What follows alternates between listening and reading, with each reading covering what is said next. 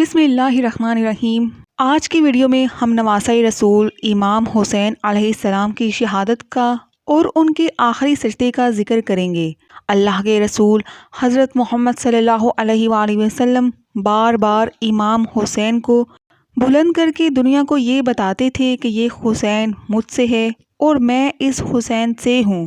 اے لوگو، اگر حسین پر کوئی مشکل وقت آ جائے تو تم اس کی مدد کرنا، تم اس کا ساتھ دینا، کیونکہ یہ جنت کے جوانوں کا سردار ہے، میرا خون ہے، میری اولاد ہے۔ افسوس، ابھی رسول اللہ صلی اللہ علیہ وآلہ وسلم کی رحلت کو تھوڑا ہی وقت گزرا تھا کہ کربلا کے میدان میں ایک طرف 9 لاکھ کا مجمع تھا تو دوسری طرف وہ حسین جس کو اللہ کے رسول اپنے کندھوں پر سوار کرتے تھے۔ امام حسین علیہ السلام اپنے نانا کی امت سے بار بار کہتے رہے کہ میرا راستہ کیوں روکا ہے؟ اے لوگو، پہچانو، میں تمہارے نبی کا نواسا ہوں۔ کیوں 3 دن سے میرے بچوں کو پیاسا رکھا ہے؟ کیوں میرے عزیز و اقارب کو شہید کیا ہے؟ بتاؤ، کیا میں نے رسول اللہ کی شریعت میں ترامیم کی ہے؟ کسی انسان کا حق کھایا ہے؟ کسی انسان پہ ظلم کیا ہے؟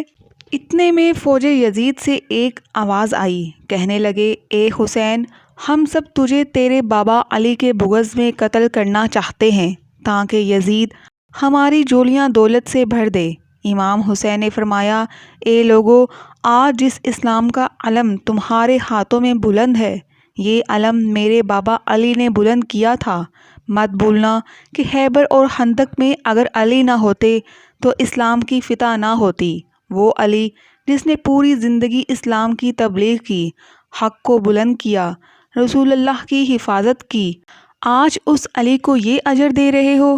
اے لوگو، بتاؤ، اللہ کے رسول نے بار بار میرے بابا کا ہاتھ بلند کر کے فرمایا تھا کہ جہاں حق ہوگا وہاں علی ہوگا، جہاں علی ہوگا وہاں حق ہوگا، اور آج اس علی اور اولاد رسول کو تم لوگ یہ اجر دے رہے ہو۔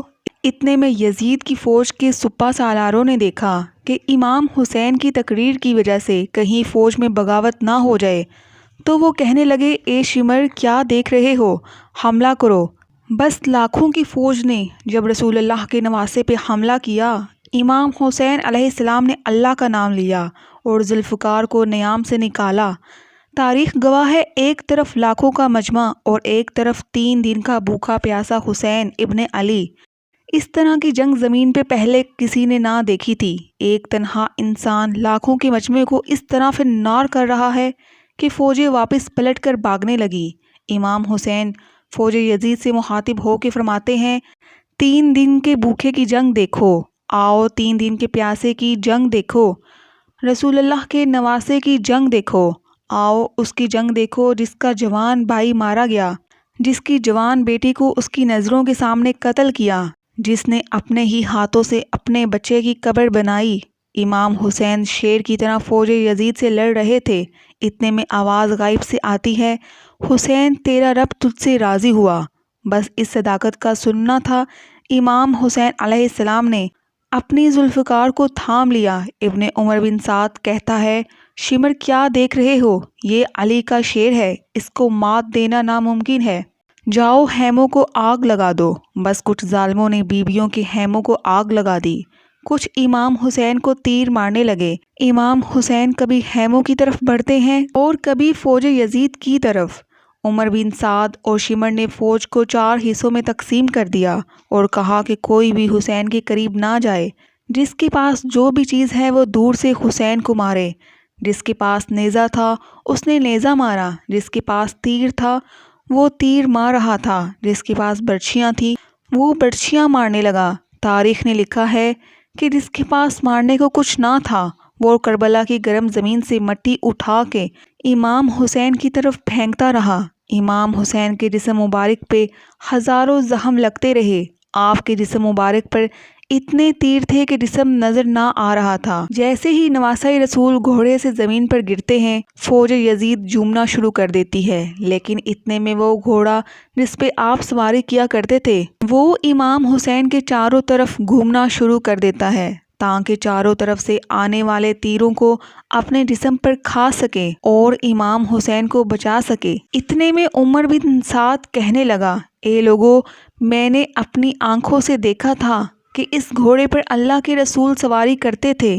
اے لوگو، تیر بند کر دو، تیر کہیں اس گھوڑے کو نہ لگیں۔ یوں انہوں نے تیروں کو چلانا بند کر دیا۔ افسوس ان لوگوں کو اس گھوڑے کا احترام تو معلوم تھا جس پہ رسول اللہ سواری کیا کرتے تھے، لیکن اس حسین کا احترام بھول چکے تھے جن کو رسول اللہ اپنے کندھوں پر سوار کر کے امت کو دکھایا کرتے تھے۔ امام حسین علیہ السلام زمین کربلا پہ اپنا سر رکھ کر شکر ادا کر رہے ہیں کہ اے اللہ تیرا شکر ہے، اور وہاں پر یزید کے مختلف سپاہی امام حسین کا سر کاٹنے کے لیے قریب آ جاتے ہیں۔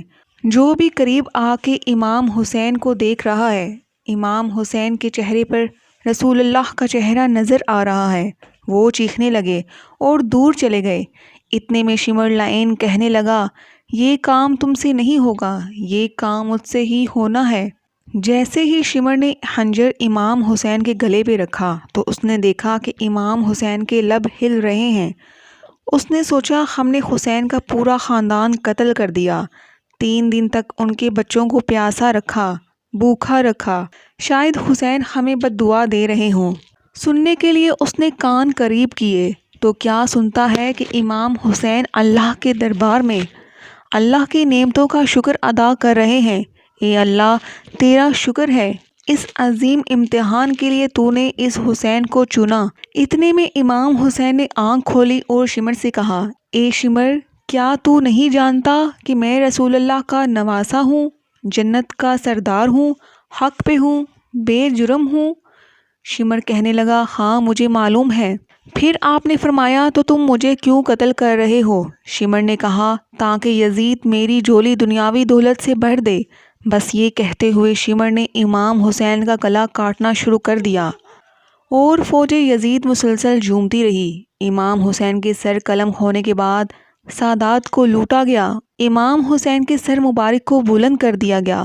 بی بی سکینہ کو تمانچے مارے گئے۔ رسول اللہ کی نواسیوں کے سروں سے چادروں کو لوٹ لیا گیا اور امام حسین کے جسم مبارک کی توہین کرنے لگے۔ تاریخ نے لکھا ہے کہ امام حسین کے جسم پر جو جو چیزیں تھیں وہ لوگ لوٹنے لگے۔ اتنے میں ایک شخص امام حسین کے جسم کے قریب آیا۔ امام حسین کے ہاتھ میں ایک انگوٹھی پہنی تھی، اس نے اتارنے کی کوشش کی، نہ اتری تو اس نے انگلی کاٹ کر اس انگوٹھی کو نکال لیا۔ آپ کے جسم مبارک کو رسیوں سے کربلا کی زمین پر ادھر سے ادھر پھرایا گیا۔ اتنے میں عمر بن سعد نے کہا، اے شمر، حسین اور اس کے ساتھیوں کی لاش کا وہ حشر کرتے ہیں کہ رہتی دنیا تک کوئی بھی یزید کے خلاف آواز بلند نہ کرے۔ ان کے جسم سے سروں کو کاٹ لو، سب کی لاشوں کو پامال کر دو۔ زمین کربلا گواہ ہے کہ کہیں سے کوئی قبیلہ اٹھ کے آتا ہے اور کہتا ہے، ہم حر کی لاش کو پامال نہیں ہونے دیں گے۔ کہیں بی بی ام لیلہ کا قبیلہ آتا ہے اور کہتا ہے، ہم علی اکبر کا لاشا پامال نہیں ہونے دیں گے۔ کہیں پہ رباب کے قبائل کے لوگ آتے اور کہتے ہیں کہ اصغر کا لاشا ہم پامال نہیں ہونے دیں گے۔ ایک ایک شہید کی لاش پامال ہونے والی جگہ سے ہٹائی گئی۔ تاریخ گواہ ہے کہ صرف رسول اللہ کا اکیلا نواسا تھا۔ کربلا کی گرم زمین پہ اس کی لاش پڑی تھی۔ مغرب کے گھوڑے مشرق کی طرف، مشرق کے گھوڑے مغرب کی طرف دوڑتے رہے۔ اس کے بعد امام حسین کا جسم پامال ہوتا رہا۔ امام جعفر صادق علیہ السلام فرماتے ہیں کہ میرا سلام ہو میرے اس غریب دادا پر جس کی لاش کو اس طرح پامال کیا گیا کہ اس کی دائیں پسلیاں بائیں پسلیوں کی طرف چلی گئیں اور بائیں پسلیاں دائیں کی طرف چلی گئیں۔ سلام ہو میرے اس دادا پر، اس بے وطن دادا حسین پر جس کے جسم مبارک کے ٹکڑوں کو زمین پر بکھیرا گیا۔ پیارے دوستو، آج کی ویڈیو میں ہم نے امام حسین علیہ السلام کا اللہ کے حضور آخری سجدے کا منظر پیش کیا اور اس کے ساتھ ساتھ امام حسین علیہ السلام کی شہادت کا واقعہ آپ کے گوشے گزار کیا۔ امید کرتی ہوں آپ کو آج کی میری ویڈیو پسند آئی ہوگی، تو میری ویڈیو کو لائک کر دیں اور میرے چینل پر اگر آپ نئے ہیں تو میرے چینل کو سبسکرائب کر دیں۔ ملتے ہیں نیکسٹ ویڈیو میں، تب تک کے لیے اجازت دیجیے۔ اللہ حافظ۔